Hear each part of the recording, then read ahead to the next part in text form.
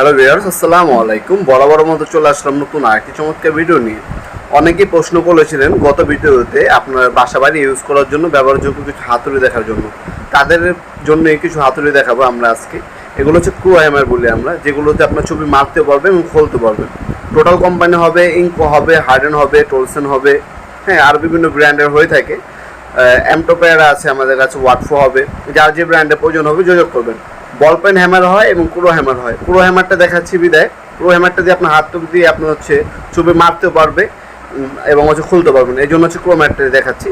এটা হচ্ছে আপনার 225 গ্রাম, হ্যাঁ, এটা হচ্ছে 8 আর্মস এবং 16 আর্মসের হয়ে থাকে।